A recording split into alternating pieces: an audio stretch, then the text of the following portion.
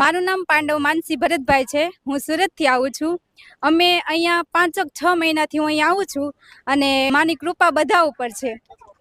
અમને અહીંયા આવ્યા પછી માની ભક્તિમાં માં કુળદેવીની ભક્તિ કરવાનું શીખવાડ્યું અને કુળદેવીનો સંગાથ કરાવ્યો. અમને સાચા માર્ગે લાવ્યા માડી અને માડીના બહુ જ અપરંપાર છે પરચા અને માએ અમને આ કંઠી આપી છે પહેરવા અને માં અમને સમરે હોકાર આપે છે. આ કંઠી પહેરીને અમે માને સમરીએ ને તો માં અમને તરત હોકાર આપે છે.